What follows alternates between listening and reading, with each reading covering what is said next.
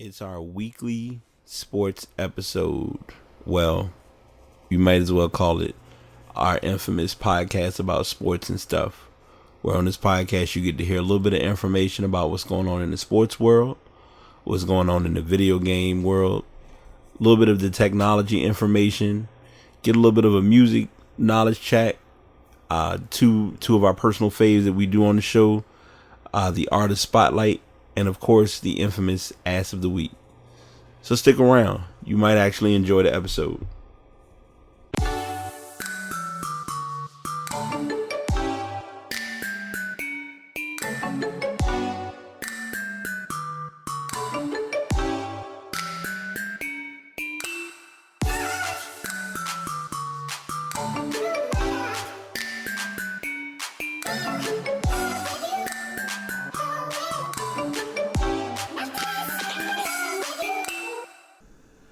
Episode 136 of The Pass. I'm your host, BT.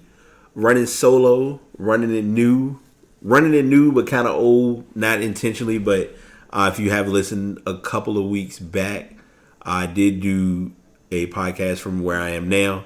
This will likely be where a lot of my podcasts will be recorded. I have no co-host today. That's all right. He actually is in pursuit of his new schedule, so props to him on that. As I said, I'm BT, Brian, however you want to call it. Here doing the podcast, finally getting some branding and getting some proper, I guess you can call it PR back and taking care of as far as making sure that I put links, information so that you all aren't kind of figuring out where to find a podcast or how to get to it. So if you are looking to do podcasting, I do upload the episodes on Spreaker.com. That is where my podcasts are. Podcasts also hosted or recorded using the Blue Yeti microphone.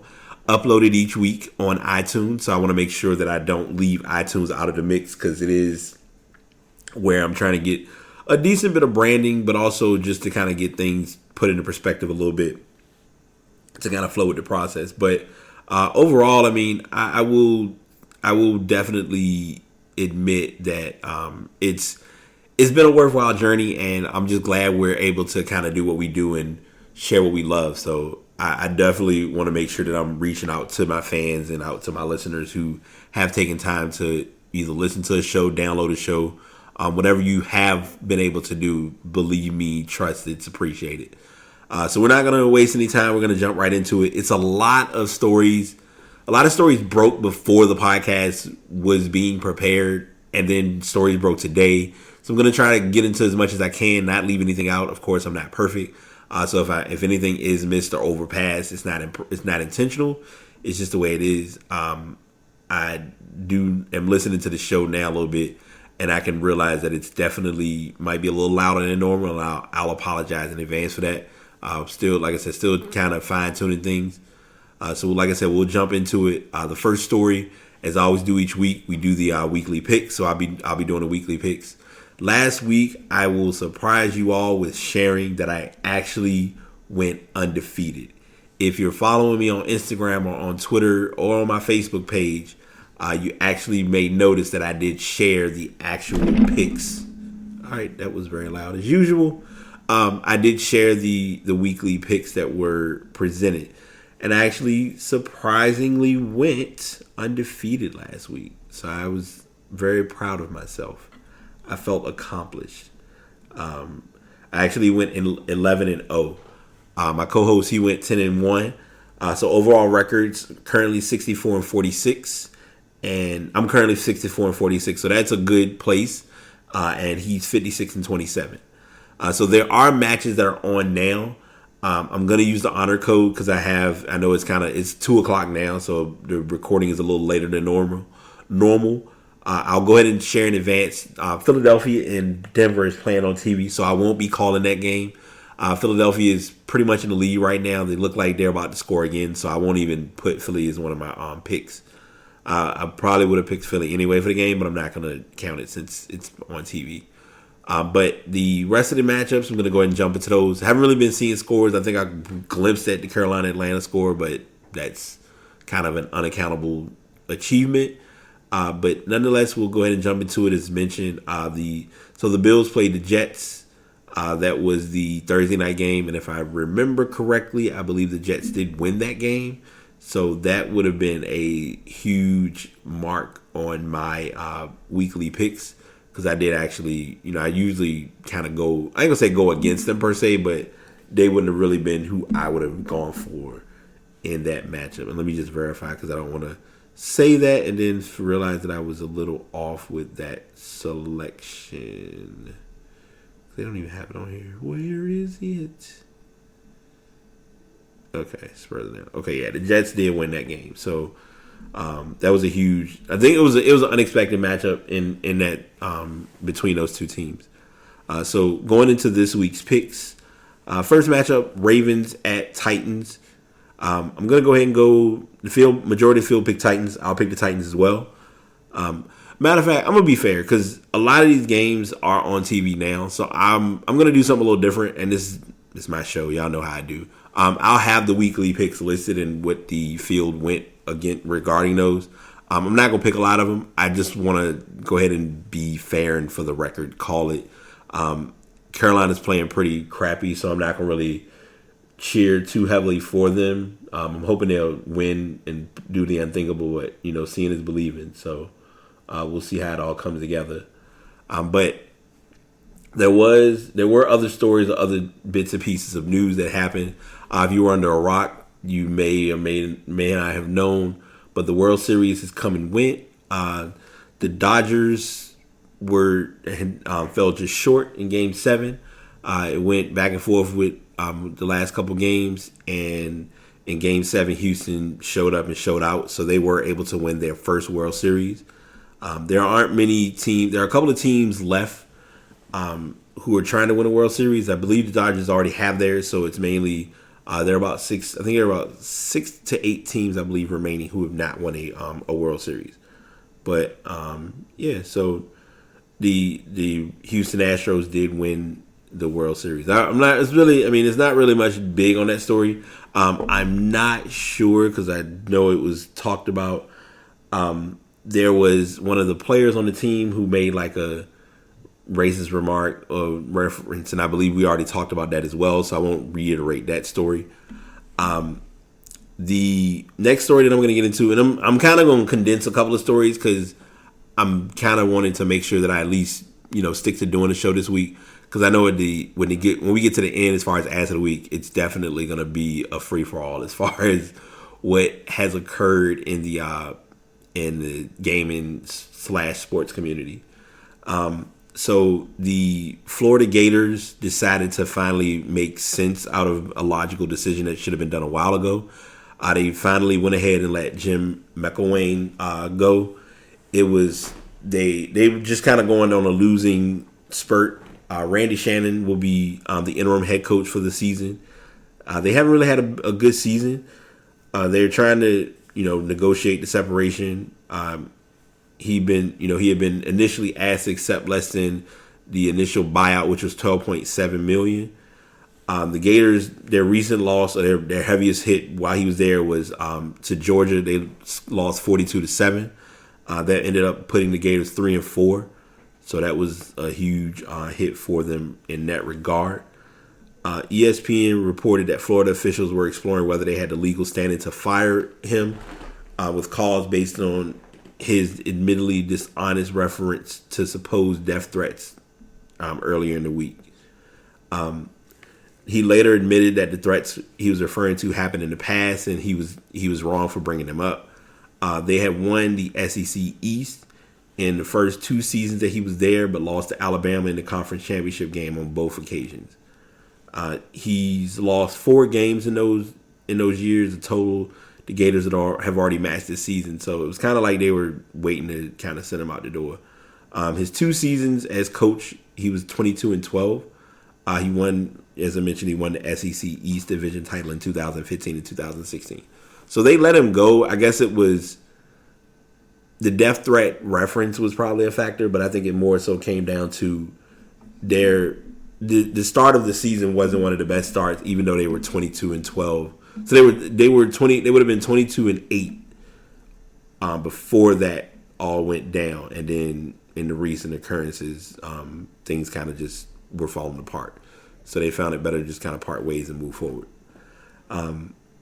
Moving into our next story, Josh Gordon is getting a second chance, which I think is awesome and it's a good thing. Before I talk about that, as I always do each week, I like to give you all a fantasy league update. One of my leagues, I call it the defeated league. I'm still waiting for my first win. Looks like this week is going to be set up where the same will probably occur based on how players and teams have been playing so far. So it is what it is. I just support my team as best as I can. That's the best way to put it. The other league, I've been at a pretty stable place. Not really doing good scoring-wise so far, but it's still early on. Russell Wilson, I'm looking for to be my bailout late. He is in the late Sunday night game, so that could help out in some points. So we'll see how that all comes together.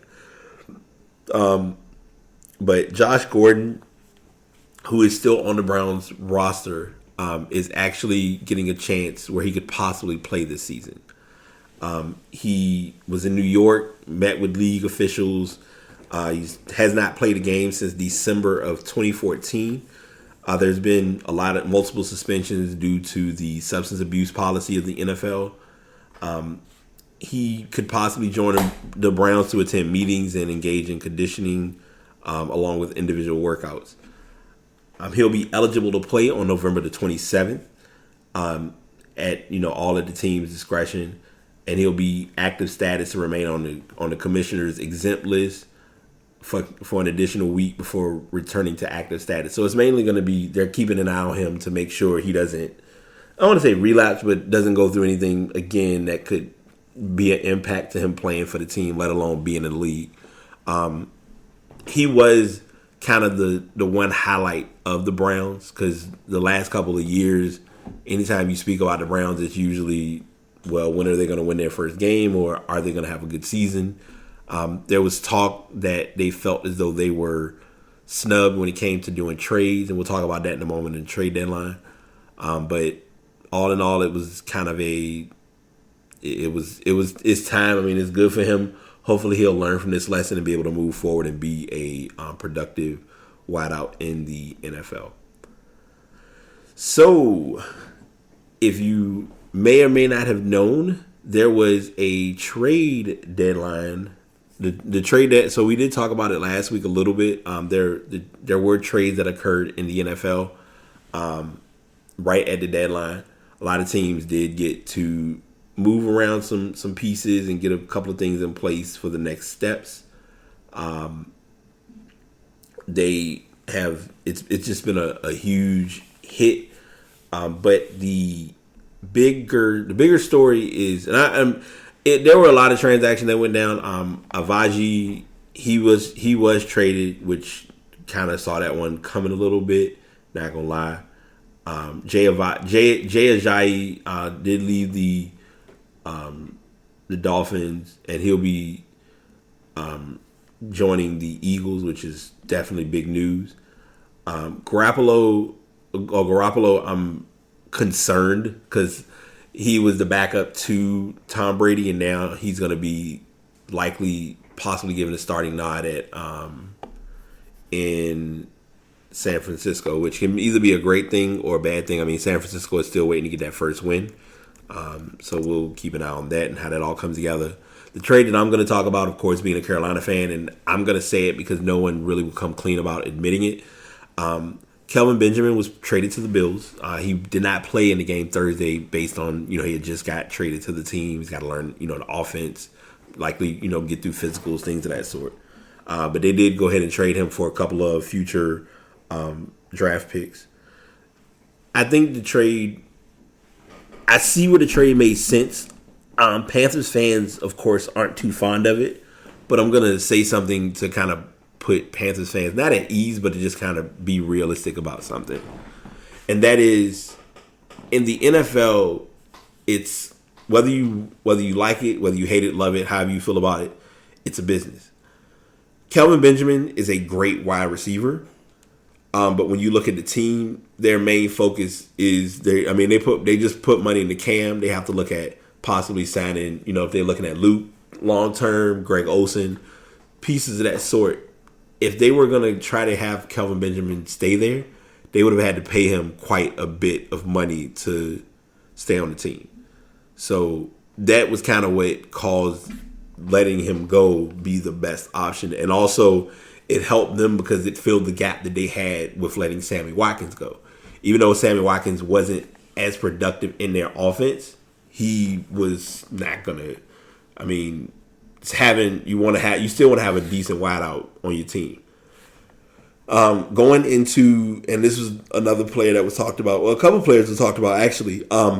Martavius Bryant, they were talking about him, whether he was going to be on the trading block or whether he would be let go. He's still on the team, so he's got to accept that he's going to still be a Steeler. And it's more of a coincidence that it is another week, and this was actually their bye week. He's still on the practice squad or scouting squad as of right now, so it's not like they can't. I mean, unless they just release, they could just drop him at some point and maybe have him be picked up by a team. But I also know Pittsburgh, if anything, is trying to get something out of letting him go, so that could be factored into that as well. There was talk, and it was very random, but I'm glad it didn't happen. There was talk of whether Eli Manning would be traded, but I mean, it's a matter of where he would go to, or would his team, his group or whatever, be able to get him in the right place to be set up for the right opportunity, I guess. It is what it is. But yeah, those were most of the main trades and transactions that went down for the week. Ezekiel Elliott is killing my storyline here as far as the back and forth of whether he's going to be suspended, he'll be able to play, suspended, be able to play, back and forth. Currently, as of right now, he is active and he'll be playing. He actually will be playing today against Kansas City. I'm going to make sure I did say that correctly because that stories hit so fast. It's turned into like I don't even want to say a carousel. It's just a back and forth type of deal. But initially, the six game suspension was back on thanks to decision from the federal court. So that was kind of the solidifying factor of okay, he's going to be suspended. So I was like, all right, well, I'll go ahead and do that. This story. Time progressed. Stories updated. Information was coming left and right, and then it was, oh well, the 6 game suspension was released or uplifted. So now he's going to be playing. Now he'll be eligible to play against Kansas City. So the story kind of picks up back and forth and keeps continuance, but it's expected. It's Ezekiel Elliott, number one, and number two, they want to make sure they fight this for the right reason and get the right outcome. I didn't talk about it earlier, but it was important to address. The Houston Texans did lose Deshaun Watson for the remainder of the season. I don't believe I have that as a story because I was not sure how it would turn out with him being in the midst of the because so here's how I look at it with the Texans. The Texans just kind of came on the scene. At first, we were talking about the Texans and kind of seeing where they were, where they stood, what they looked like, what they were all about, and everything looked like this was a promising team. This is a go. We got everything in place. J.J. Watt went down. There was still positive thoughts because Deshaun Watson was kind of that guy. Watson being out, he got injured during practice. And like I said, he'll be out for the rest of the year. So, I mean, even as a rookie, that's a huge hit to the Houston Texans. Adding to that, Andrew Luck was, and I hate using this term, but it's the appropriate term. He was shelved by the Colts. They went ahead and sat him based on his injury because I guess they don't want to take any chances. So they want to go ahead and have him fully ready for next year. It's almost like you don't want to say that the Colts are tanking this year, but it's kind of their acceptance of saying we're moving on. We're gonna just let it ride out this year and see who or what we can find in the draft, along with production and moving towards the future. So switching gears, jumping into the NBA, and I don't have a tab for this, but I'm gonna address it anyway because it's relevant to talk about. For some reason. For some reason, and I don't want this story. You're giving me stuff that I didn't ask for. Tablet. For some reason, the NBA did not think through the Nike jersey option.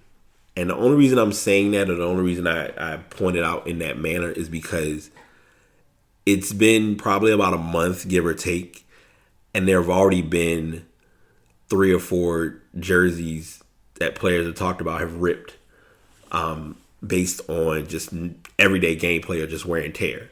One was ripped in the first game when the Cavs played against the Celtics. The 2 most recent, Draymond Green supposedly was in a fight with Bradley Beal, and while they were hugging, at a certain point between pulling them apart and getting everything squared away, the jersey just ripped.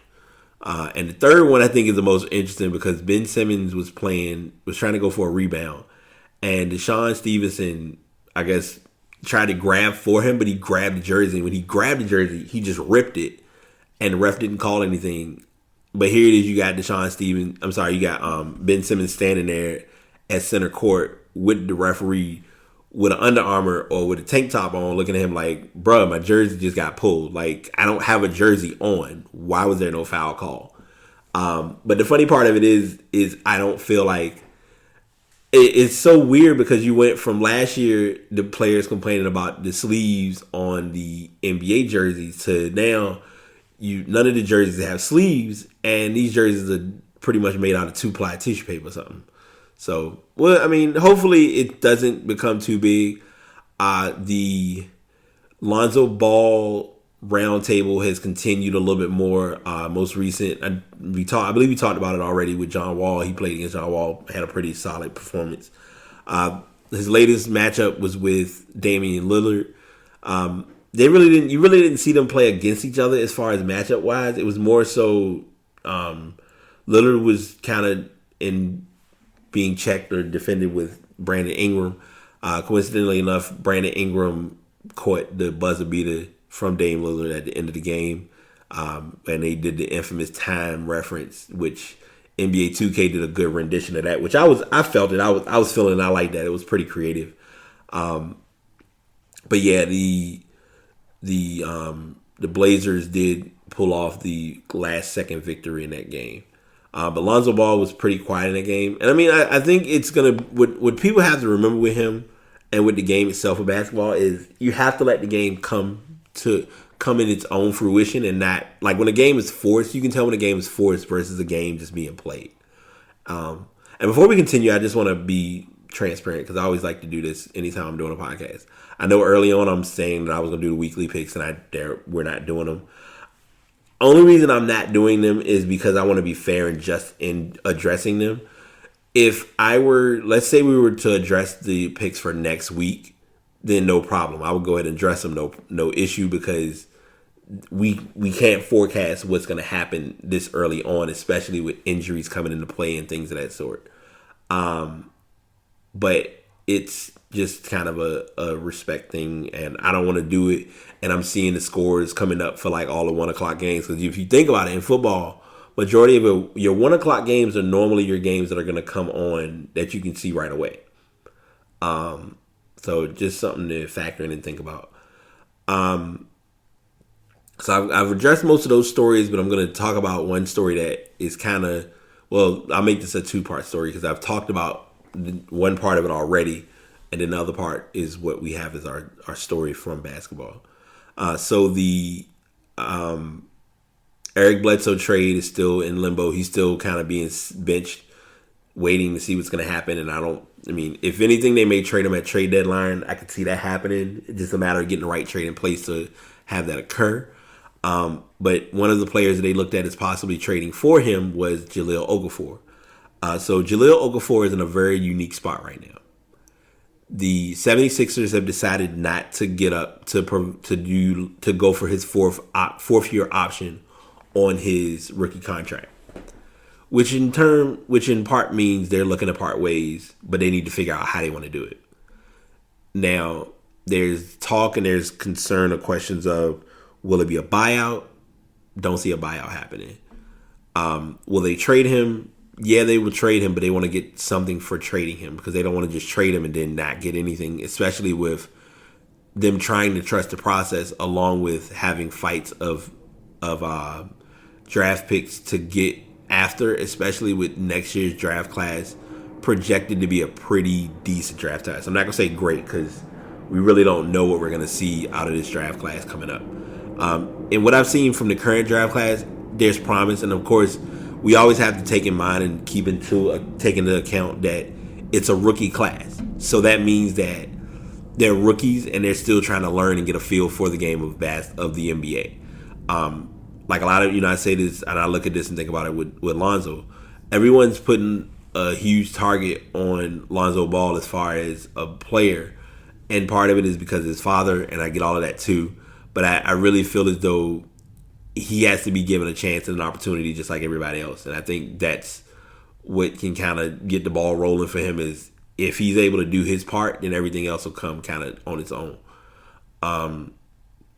So we'll just kind of let that play out and be what it is and go from there. But as a whole, it's still early. So the jury's still out when it comes to the rookie class that we have currently. But referring back to Jahlil Okafor, they really haven't utilized him since he's been there. And he's noticed it too. So it's kind of been like it's literally, no pun intended, one hand feeding the other. I'm not surprised that it has gone to where it has, but it's basketball. It just like I said about the NFL, it's a business. They're always going to look at it from the business perspective first. So you have to think of it that way when looking at decisions or options being made. So that's, and I know usually I'm more long-winded with basketball or with sports, but we're kind of we're at the halfway point. And anytime, y'all probably will notice this, and it might change. I don't know. It's still early, still learning, still kind of getting a feel for things. But this is the halfway point, or this is the transition between sports and stuff, where we'll be down talking about stuff going on around the tech world and sports world, gaming world and music world. And the first tech story that I have, we're a couple of days, it'll actually occur next week, and it kind of makes sense if you look at it. November the 7th, the Xbox One X comes out. Any of you who have pre-ordered the Project Scorpio, props to you. I'm not pressed on 4K because I don't have a 4K TV, so there's no need of me having or demanding it at this time. I was under the impression that maybe if anyone who's listening to the show can give me clarification, I was under the impression that the Xbox One S was capable of doing 4K, but I guess it's not. I don't know. But then to make matters worse, trying to look at, even if you have a 4K a 4K TV and a 4K system, you still, if you're streaming, unless you have the streaming equipment, because you'd have to change your equipment according to that. And I'm not gonna lie, I don't see me buying a capture card just to stream 4K. It's not that serious. Because then you're trying to stream 4K to someone that has a 1080, that has a HD TV.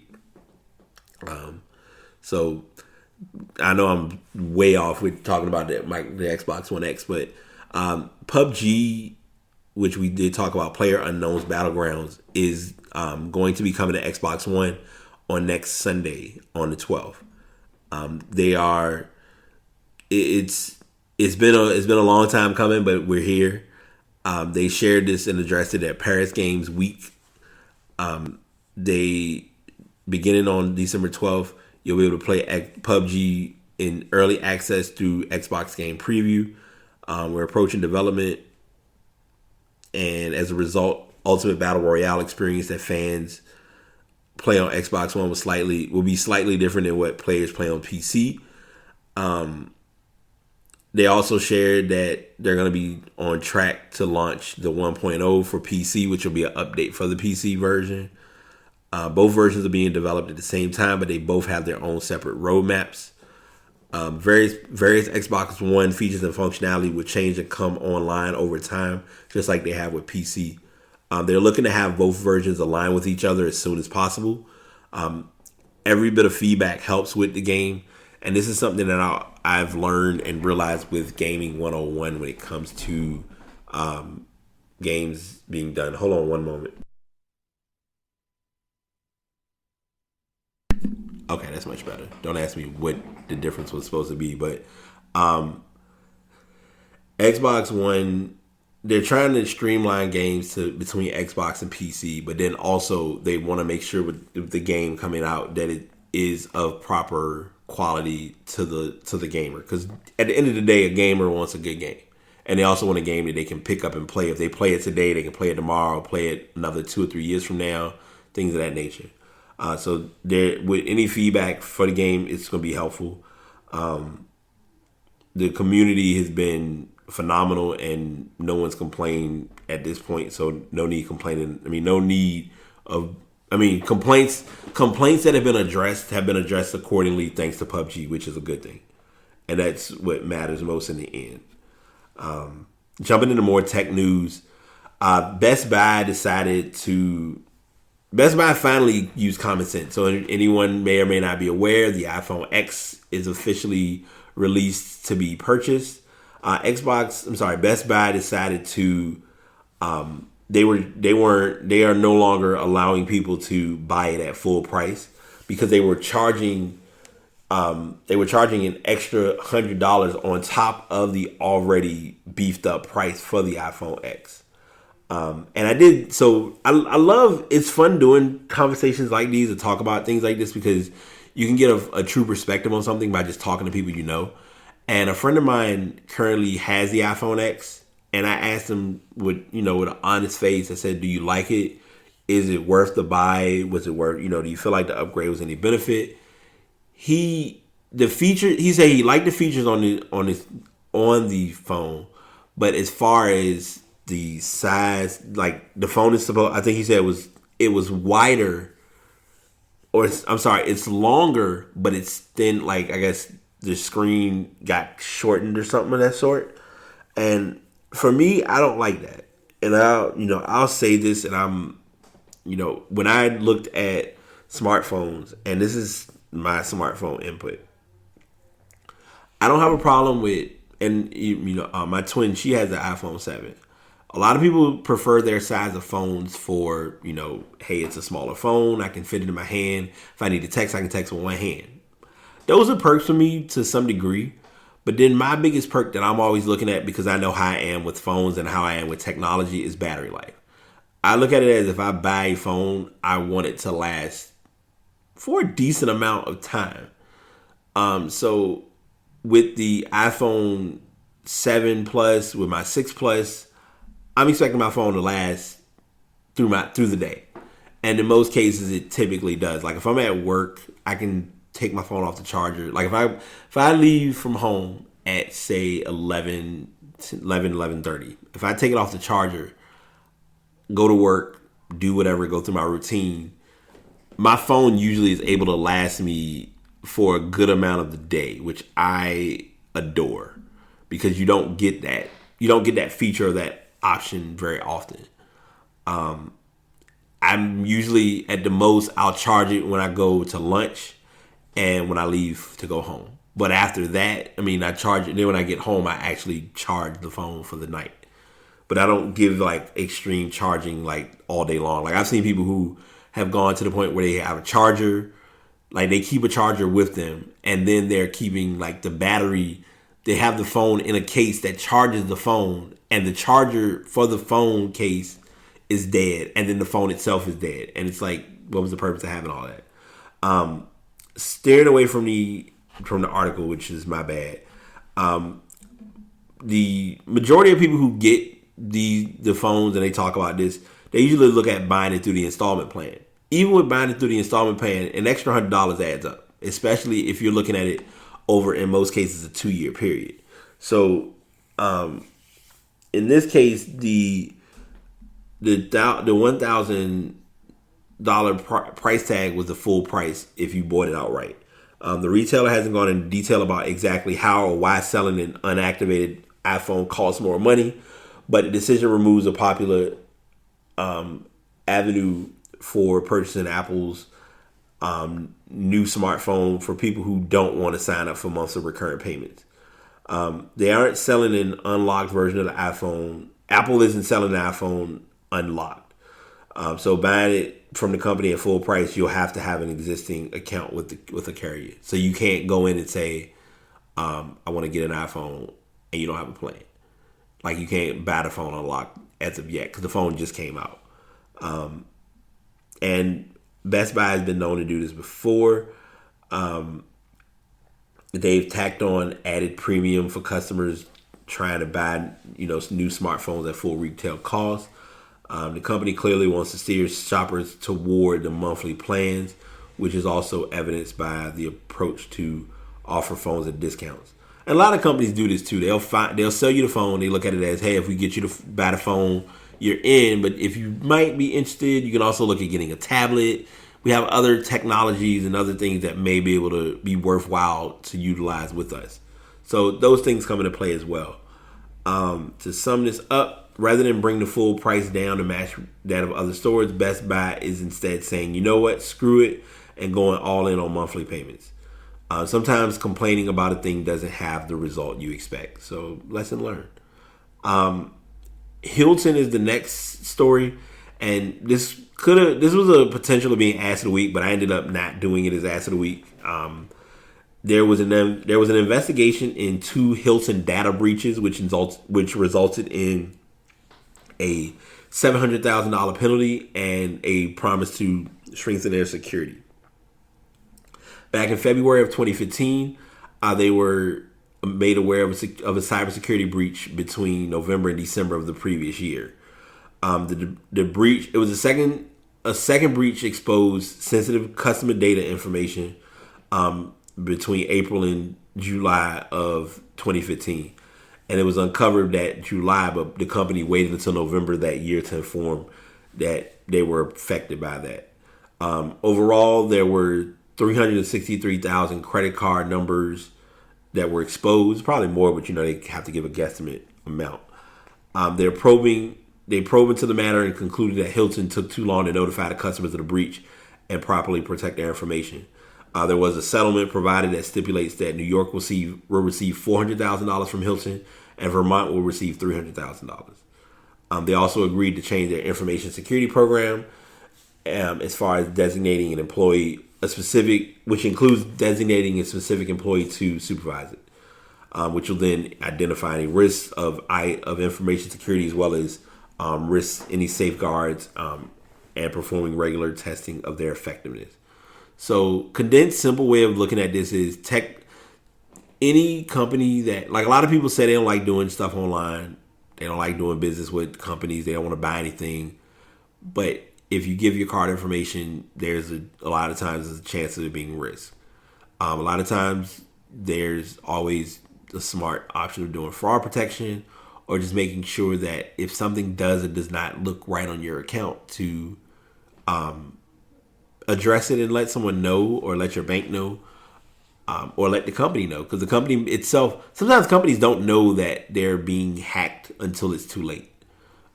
If you go back, I don't want to use it as an example, but it ties into it perfectly. Equifax was the latest victim, where they just, were trying to get through everything that they went through. And here it is, they got that resolved. And before they could get that down and taken care of, it was more madness and more foolishness that came again. So there was a huge uproar and angst and tension or whatever involving that. So it's, as I always call it, lesson learned. You live, you learn, you move forward, things of that nature. So you should try to be cautious and cordial with what you do online, but also do your research. And don't, sometimes people, when something happens, it's by nature, we want to panic and, I'm going to have a fit and I can't deal with all this. There's so much going on. But learn, apply, process, let it all come together. Usually you learn more by just seeing what's out there instead of having a fit. So that's just my tip of the day. So any of my iPhone users, and I'm not going to do the whole team Android and team iPhone. That's not what I'm about. But I have an iPhone. So anyone who has an iPhone, if you have or have not heard, or if you've not done so already, you will need to go ahead and get your update going, because there is a iOS update for 11.1, and I have used it so far. In my brief usage of it, I enjoy it. I have an iPhone 7. I've heard people say if you have an iPhone 6, you may have some issues with it. A lot of folks who have done the update had some emoji, some icon errors come up, and I've seen that occur as well. So it's just a matter of you making sure that you, like, anytime that you do a download. Number one, they say this, I don't do it because I'm stubborn, but I haven't had too many run-ins with this being a problem. But if you're doing an update, make sure you back up your system. Back up your device. So in the event that you may need to go back a previous version to be on better safe than sorry, things of that sort. Just something to think about and put into account. Okay, I'm sorry, I just caught the most random moment.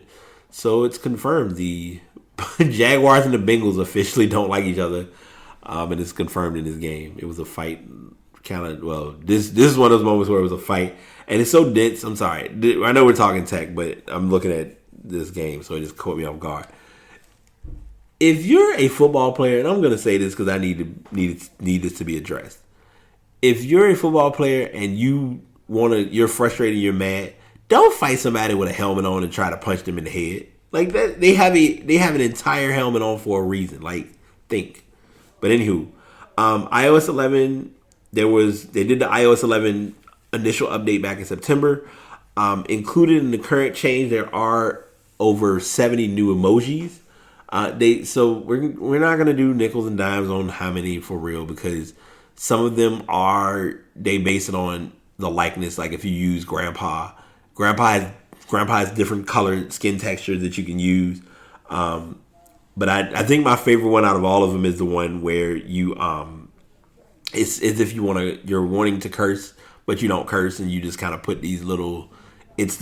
You're angry and you just have like a filter across the face. Of course, these are always going to include bug improvements. They also have added the broccoli emoji. It'll make iOS 11 a little bit more stable. It is available for download on supported iPhones and iPads. I know my iPod Touch has been crying because it's still stuck, I believe, on 9. So anytime, like whenever I see new updates, I'm like, oh, I can't update this iPod because it was the older iPod, and I believe even with having the newer one, it wouldn't make that big of a difference. Oh, okay. Side note, Carolina is ahead 17-10. Love it. So I might be able to be a little excited at work after all. So we'll see. But I'm not, like I said, I'm not doing any picks. If I were picking a game, you already know. I'll say this because I'll make sure he gets to listen to this. If I had the choice to do so, I would have had, like, I really wish Dimitri had talked about that game alone, because we would have probably given a lot of information between those two between those two teams. But it's neither here nor there, so nothing to hold on to in this circumstance. We've coasted a little bit quicker than expected, but for good reason, because I'm just like doing my shows like this is more chill, so it's not like having my co-host, trust and believe, like not having Dimitri is tough because we can kind of bounce ideas and talk about different stuff. But for me, if I'm just talking about it by myself, it's like, all right, I'm talking about it and I'm done. All right, next topic. So we've reached our favorite part. I always like to call it the highs and the lows. Artist spotlight this week is a legend, an icon. A lot of people. She's one of the true R&B. I won't say R&B diva, but she's an R&B. She's very famous in R&B. If you think of R&B and not mention her in R&B, something's wrong. But today, our artist spotlight is none other than Janet Jackson. The reason I'm doing Janet, for those who are wondering, last week there was reference of Justin Timberlake performing in the Super Bowl, and it's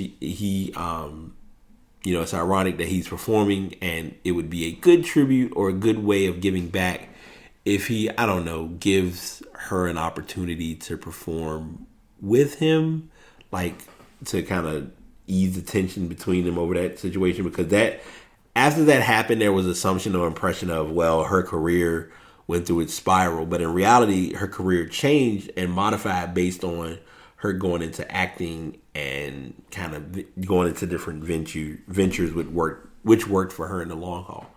But Janet, as many know, is the youngest of the family. She's with the youngest. I say the family, but she's the youngest of the Jackson family. So whenever you think of the Jacksons, immediately, most time we always know Michael, we know Tito, we know Jermaine, Marlon.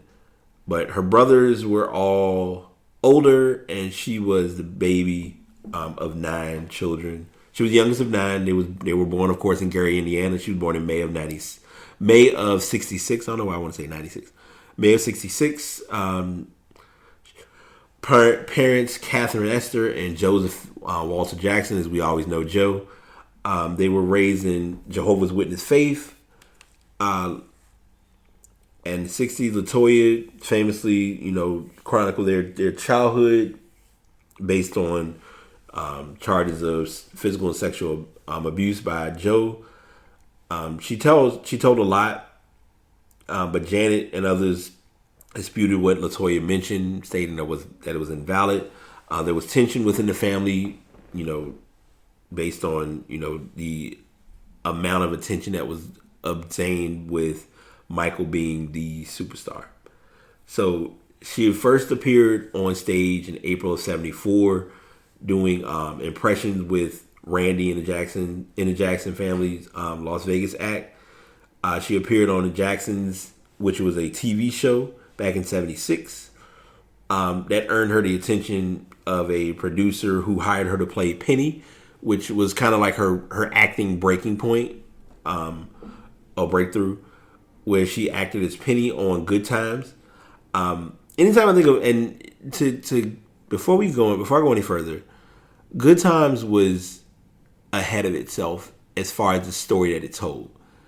No, the story was not telling you about the struggle. No, it didn't tell you about low-income neighborhoods. Yeah, those are the things that you would see, but it would also introduce you to what an important component was with a lot of shows in that time era that you don't really get or obtain today, which is family.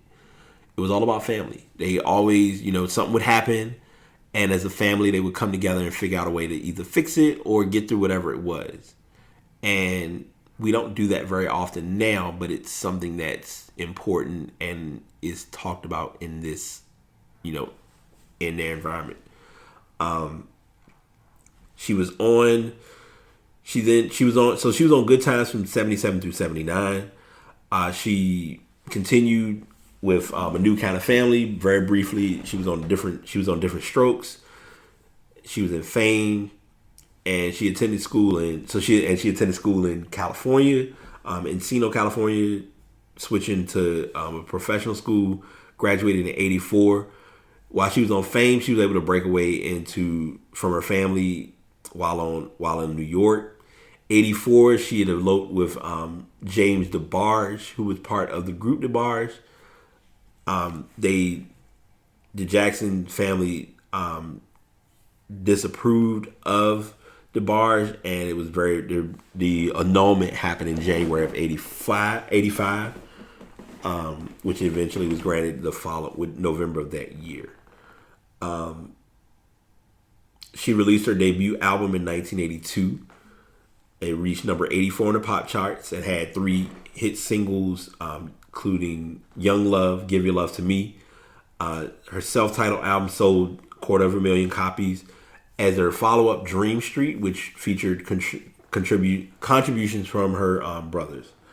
She also then her biggest success that you will always, anytime you think of Janet Jackson, one of the biggest biggest marks or impacts with her music was Control, which that released in 1986. It was on the A&M label.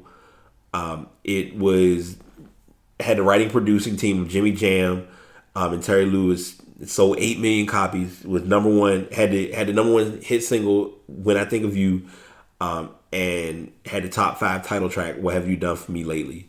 She was nominated for 3 Grammys, 9 AMAs. I don't know. I want to be lazy. American Music Awards. She won 2 later. Her style and stage presence and dancing ability were all showcased, and it gave her an opportunity to kind of become a star. Next album, then another classic, Rhythm Nation. Where do I begin? Rhythm Nation was just unfair. It had hit singles for "Miss You Much," "Escapade," "Black Cat," "Love Will Never Do Without You," and sold around 8 million copies of that album. It had this hit single as well, "Rhythm Nation." It won 3 American Music Awards. It made her the first artist to have 7 top 5 hits from a single album. And then she embarked on a tour in spring of '90. Venturing a little bit, she went into the big screen. She was in movies. She played in a couple of movies here and there. She then worked on her 5th album in '93 called Janet. Had the lead big singing role in Poetic Justice, which co-starred Tupac. She also wrote the debut feature Boys in the Hood. Film got bad reviews, but her song got number 1 nomination for the song again, which was on the soundtrack. She then continued on. She did the Velvet Rope. Velvet Rope was when you could kind of see the transition coming, which was her 6th full length studio release. It had a very strong buzz to it, but it opened up about sexuality, online alienation, childhood pain, loss, depression, and belonging. The album didn't do well, but it did offer the number 1 track, Together Again. It was a tribute to those who had passed from AIDS, as well as Got Till It's Gone, which was a Joni Mitchell sample. And if you ever heard the song "Got Till It's Gone," Q-Tip is a feature on that song, and he would constantly say "Joni Mitchell never lies." That's what that was referring to. Professionally, she made headlines revealing that she had been secretly married to her longtime boyfriend, her manager and longtime boyfriend Renee Elizondo for 8 years. Their separation was in '99, but the fact of the marriage became public when they filed for divorce when Elizondo filed for divorce in May of 2000. She then continued her acting career in the blockbuster hit Nutty Professor in 2000. Had the soundtrack Doesn't Really Matter. Soundtrack single Doesn't Really Matter. She then released her hit album All For You, which, like Velvet Rope, exposed a lot of the sexual explicit side. It was a reported $80 million recording deal she signed, which put her back on the top of the pop world. She continued to rise again until, of course, the incident at the Super Bowl in 2004. She was performing with Justin Timberlake. Janet Jackson's right breast was exposed at a costume reveal, and they defined it as a wardrobe malfunction. I don't know what was it? Boob gate or something. It was some gate they used for that term too. And the NFL always makes everything a gate, just for the record. It caused a lot of uproar. It was involved with issues with fans, FCC. Thanks to that occurring, they ended up having to factor in whenever doing performances that there would be a tape delay to make sure that nothing gets overpassed. But of course, they can't catch everything because MIA got away with flipping the bird. So good job. Good job, news, and trying to catch everything. She rised until she did fail to appear at the Grammy Awards and dropped out of a television project, which she was supposed to play Lena Horne at her older actress's request. she preserved both. She persevered, through her music and screening career. In 2004 she dropped Amita Joe, which she did collabs with Kanye, Jay-Z. Then she did the 20 YO in '06, which featured Nelly. Then '08 she released Discipline, which was had a huge hit known as called Feedback. Around that time, she was jumping back into films and acting. She did in 2007. She was part of Why Did I Get Married? The movie yielded. They then did a sequel, and Janet Jackson also worked with Tyler Perry on For Colored Girls in 2010.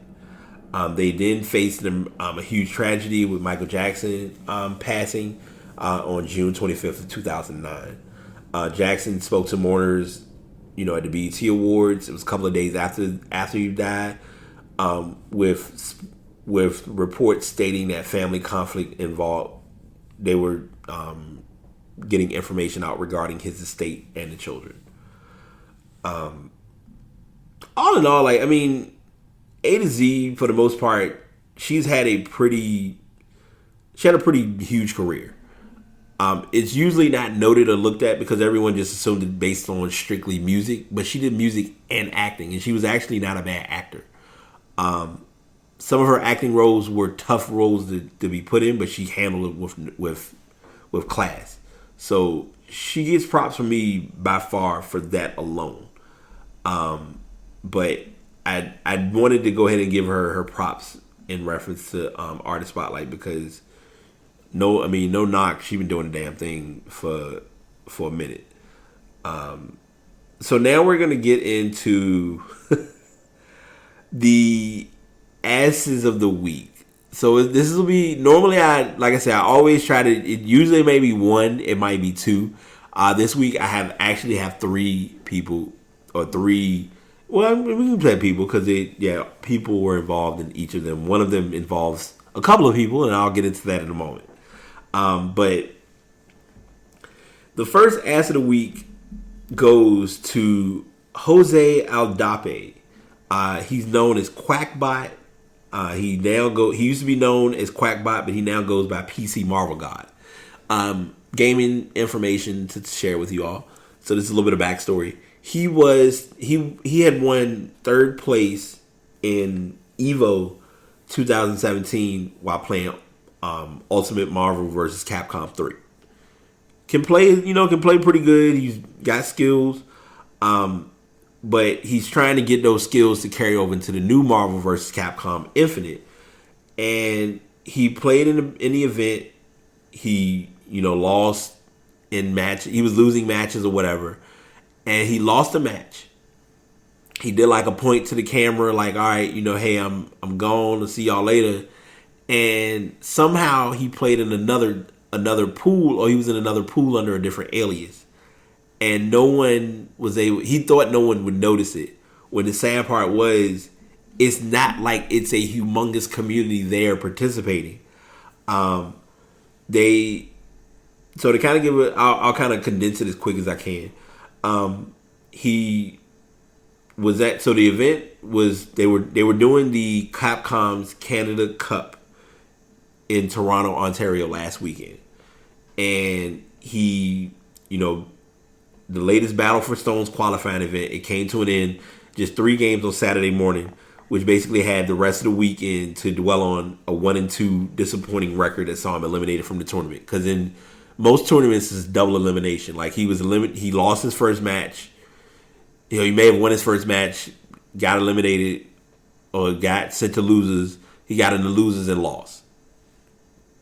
So something bizarre. So after he was eliminated from the tournament, so we thought, players at the venue rooted for it noticed another face as one of the later infinite pools cleared near this conclusion and realized Adolphe had somehow reinserted himself in the competition, playing under another name known as Holy Order Troll.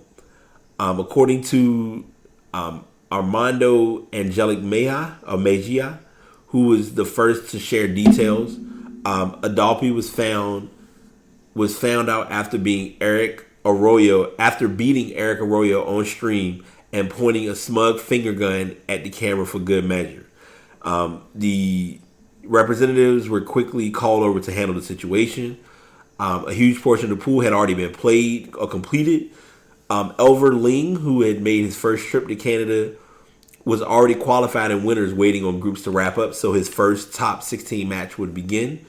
There was no official word from Capcom and the organizers, but it again fell on Mejia to relay information, announcing on Twitter that they were getting ready to replay the pool, as he had been matched up against Adapi early in the bracket. This meant Ling's accomplishment was erased.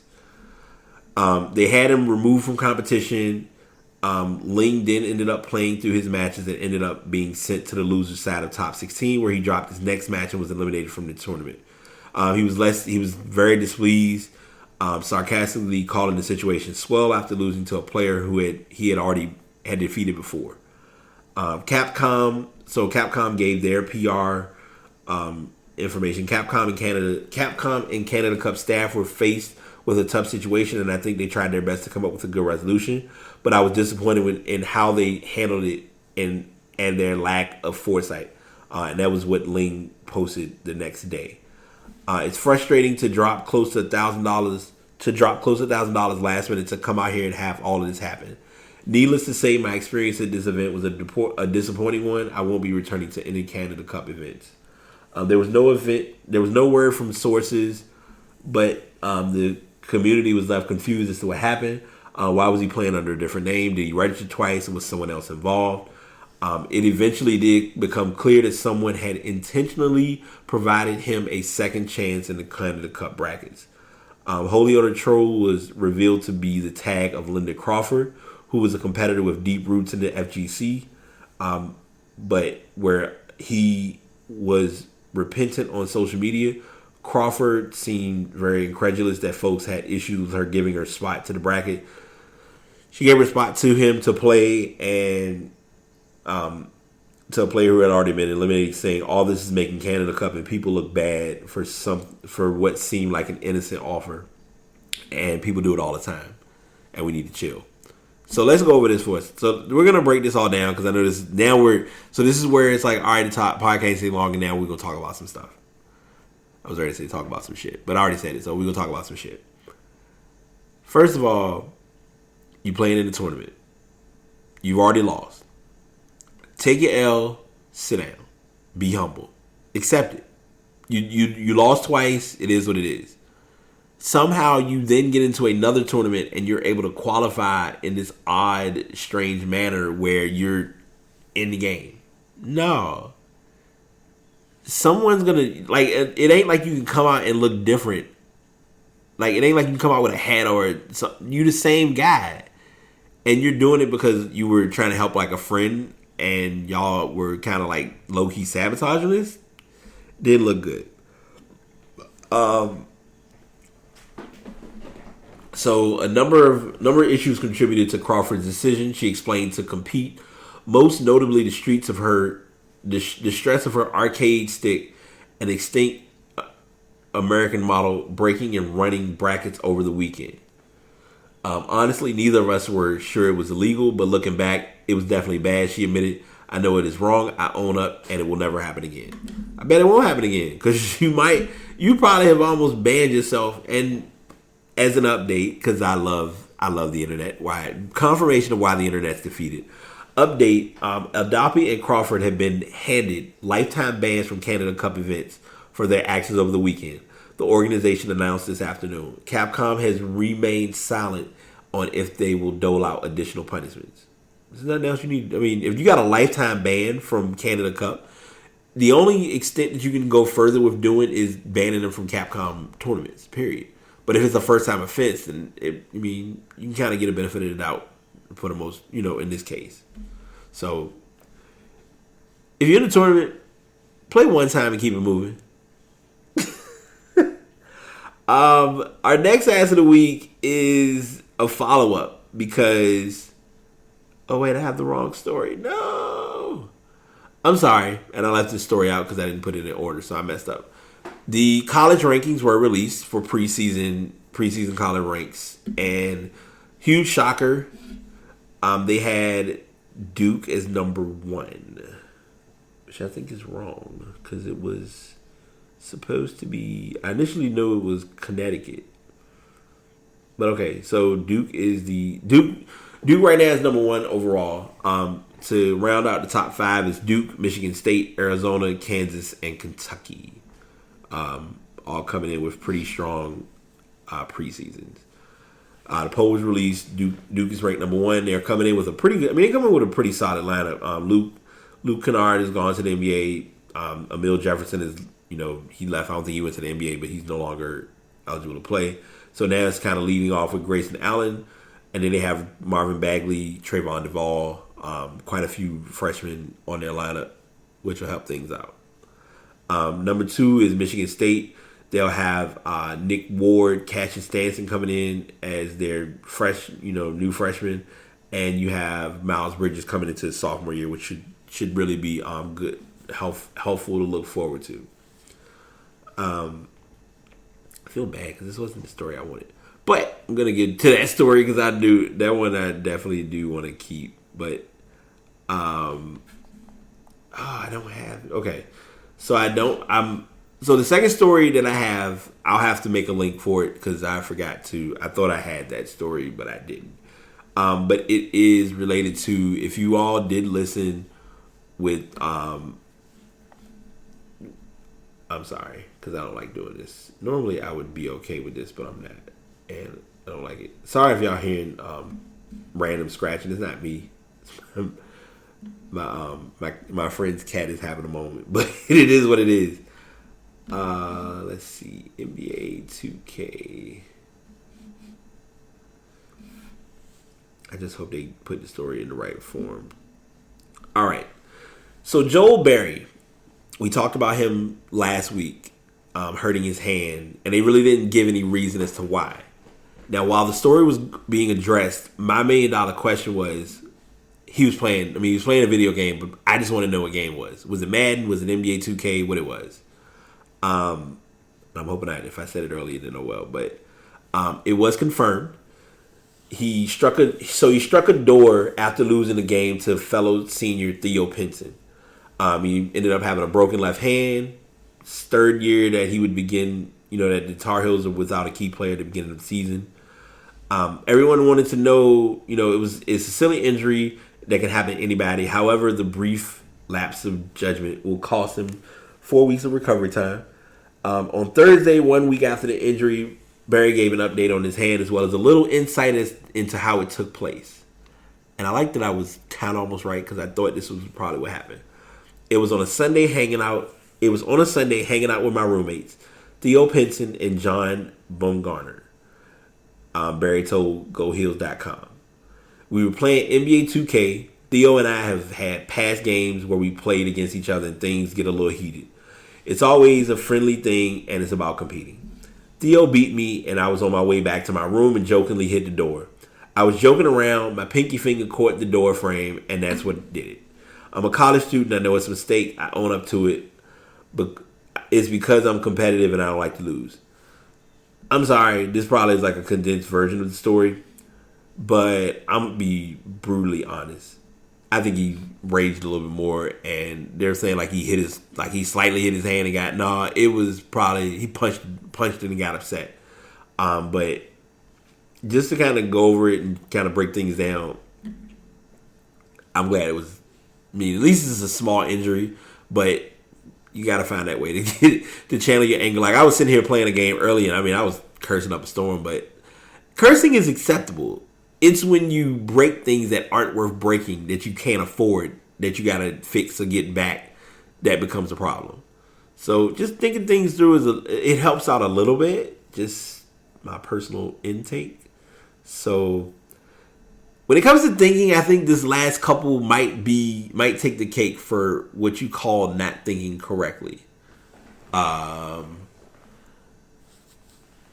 Two strangers... Man, they don't have their names. I wish they had their names. It would be so great. Two strangers were on a Delta flight this weekend having sex. They were caught having sex on the flight. it's a new level of the Mile High Club that I didn't know existed, but it's a thing. They were acting out. I'm not sure what they thought. They were just acting out. Said a sex therapy specialist. They didn't take a look at the people around them and think maybe we should move this somewhere that's private and unacceptable. I mean, and that's private just shows that they weren't thinking it through. They thought it was cool. The Detroit, the affiliate, one of the affiliates in Detroit said that the two people involved was a 48-year-old woman who was going to Nashville and a 28-year-old man who was headed to Miami. They were ticketed after the flight landed, and they're now investigating and said that the two could face anything from a misdemeanor to a felony charge. If I get any updates on this, I might come back with an update on this story, because I was surprised, but I was like confused at the same time, because I'm like, you're on a flight. The easiest thing you can do is, if that was some impulse moment that you was trying to go for, one of y'all go to the bathroom, the other one go to the bathroom a couple minutes later or a couple seconds later. Like, y'all both could have been using separate bathrooms, but you could happen to say, "Oh, you're in this bathroom." Now, if you didn't have that, I wasn't on the plane, so I don't know. If it was on instinct and impulse, I get it, but I don't get it. Only because you really gotta want something bad to hit that point of life. Just my personal opinion. But they did, and now they could be possibly facing misdemeanor or felony charges for it. So my closing tip, I always like to give silly closing tips, because this one definitely like leads into a great silly closing tip. If it's not worth you going to jail for, it can wait. And this is no exception to the it can wait category. I'm not that in need of sex that I could possibly risk being sent to jail or getting a charge on having a record for this. And I did address this last podcast, and I'll address it again on this podcast. October was not my best month for addressing anything related to domestic violence, and I apologize to you all as listeners for that. But what I will say is, as I'm working on platforms and working on other things, it will be implemented, best believe, because I really want to get the word out to the masses of how important it is. Oh, one last thing. I guess this might be a good closing point, because a lot of people don't realize the importance. Everyone assumes that the important elections happen once every 4 years. So in our case, let's see, it's 2017. Last year was our important election because we tried to not vote for Trump and vote for Hillary. Whatever your opinion or choice, I'm not going to knock you. But what I will say is, if you have the ability or the opportunity to vote, do not avoid your right as a human to do something that can help you in the long haul. And I mean that as saying it as your right to vote is your right. And not everyone has that right or that ability to do so. So keep that in mind when thinking about whether you're voting or whether you don't plan on voting. Because if you don't put a vote in or you don't have an input towards voting, you have nothing to complain about. You have I don't want to be negative and say that as you have no input. You have input. You're welcome to give any input towards whatever you feel or wherever you stand. But your input is not as strong if you didn't actually go out and have your voice be heard, or you actually provided a vote. So that's what I'm going to leave with you all tonight or today on the podcast. Voting helps, whether you realize it or not, because the people that could go in office can have an impact on you in a small way or a major way, especially if a law comes down that could affect you locally or in the long haul. So, as always, y'all be good, stay blessed. As you do see on the podcast page, if you look up Spreaker.com/Bright Tape Podcast, You can go and check out any of the previous episodes. There's a possibility, I haven't confirmed it personally, but I am looking to, I may be getting rid of some old episodes because it's been a year and I want to make space for like newer shows that have been current and just kind of leave that as being what it may. But I'm still thinking about that right now because I mean, it's not like my storage is too affected. So just sharing that with you all. I know a lot of you probably like, well, what does that have to do with the podcast? You done, get off the mic. But I just want to share that with anyone who may be concerned or inquiring about that. So as always, until next time, BT signing out. Take care. Did you make it to the end of the episode? If so, I do appreciate you listening and tuning in. These episodes get more and more valuable, and I do appreciate everyone taking time to sit down and listen to the episode. Whether you're actually listening to it once it's uploaded on Spreaker.com/Brate Podcast, or if you're downloading it and listening to it on your own convenience. If you want to check out any previous episodes, just check out that page. And if you'd like to inquire or provide any information or feedback or suggestions toward the podcast, please send those emails to pastpodcastbt@gmail.com. Thank y'all so much for tuning in. Enjoy your day. Have a good week and be positive.